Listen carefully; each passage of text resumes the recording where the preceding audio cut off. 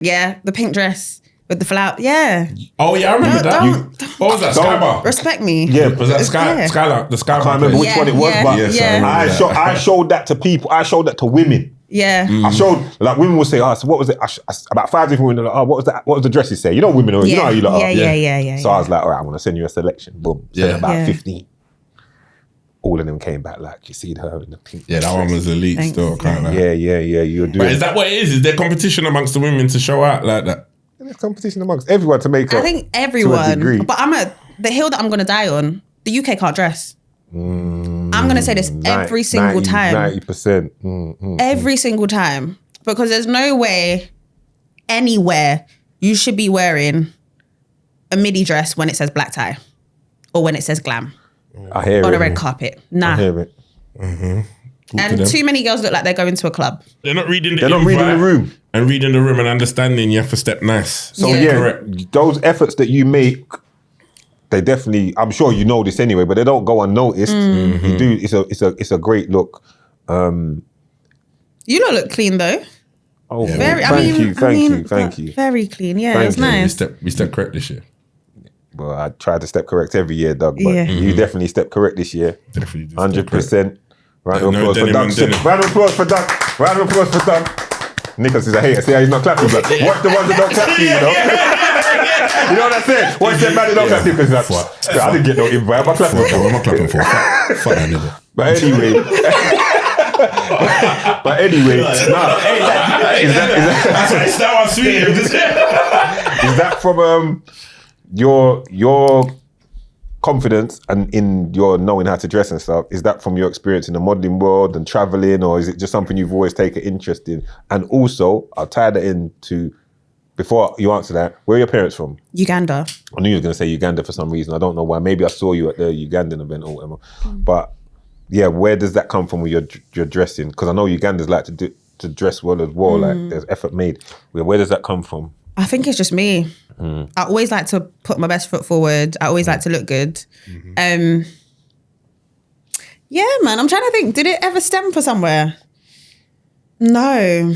You can't just pull out them dresses from nowhere. Yeah, are they in your locker? Like, you got them, are they you got them in the clip, like ready? Or and sourcing them? Okay, so when I'm thinking about going to an event, I always think about what kind of look I want. So I think it's just, I take showing up seriously. Yeah. Like wherever I go, I don't want anyone to ever have chat for me or be like, nah, Priscilla, because I feel like it's putting your best foot forward, and it's like when you walk into the room, how you're dressed is how you're addressed. Yes. And people respect you based on how you turn up.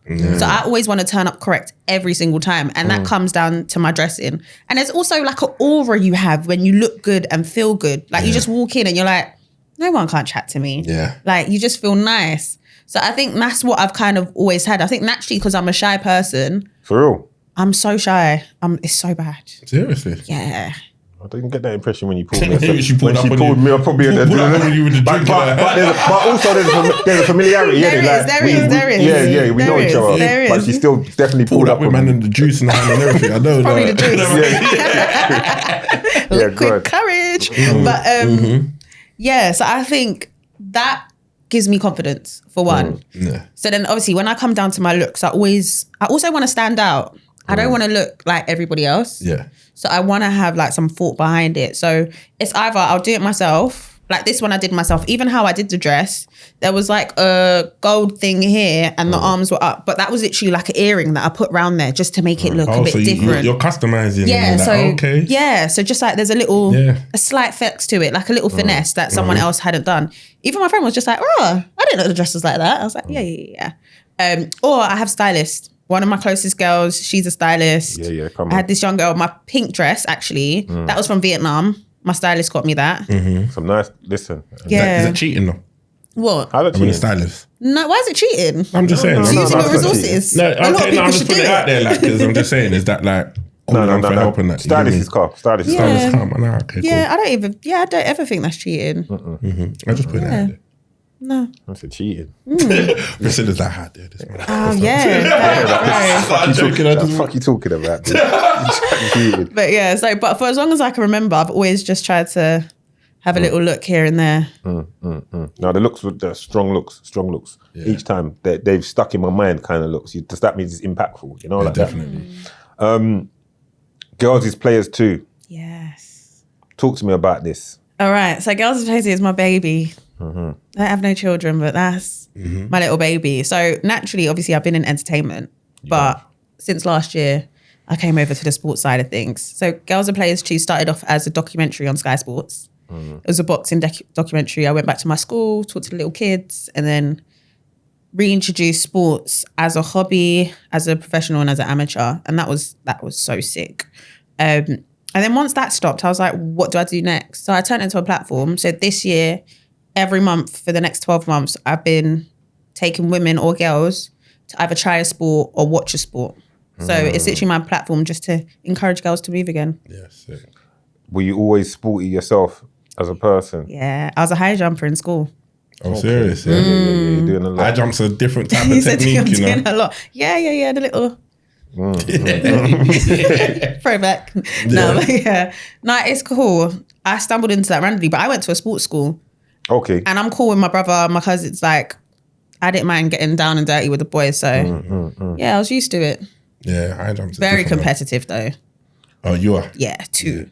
What about the you're doing stuff with football as well, right? Women's football. I've seen you doing quite a bit of that. Yeah. So with that in general, so I launched at Fulham Football Club. So I took 20 women and girls to watch it. And a lot of them was their first game that they've ever seen. So I think that's one of our ethos is that I really do like creating firsts for a lot of women and girls. That was sick. And then I'm on the advisory board, the external advisory board for Fulham Football Club. Okay. Yeah, that's cool. Yeah, do you play yourself? Nah, just a little click around. Can you cook though? Yeah, a couple step overs. Yeah, say Trust me. A little something. You think women's football, where do you see it reaching to? Say if I say to you, where's women's football in 10 years? Where do you think it will be? Oh, I think as long as it continues to progress the way it'll progress, it will be a lot closer to the men's. Hey. And no, do you know the reason why I'm saying this? I'm saying this from a point of women are the biggest consumers. So the more money that's put behind it will give it more visibility. Yeah. Because even when we look at the Women's Euros, they finally put more money behind it and it was sold out. Yeah, that's true. Like we turned up. And I think it's just making it more into the culture. Like when you look at boxing, girls think about, I don't mind going with my man, going on a little date. Let's get ready, let's go. When you look at tennis, they want the elegance, they want the lifestyle. So it's about how they position football. It's true, you know, because when you were saying, as I was saying it, or as I responded to you, I did think to myself, I think in the next 10 years as well, the skill sets will improve, which will make it more palatable across the board. Because I think, see with tennis, I can watch women's tennis because the skill set is so high. Yeah. I can watch women box because the skill sets become high.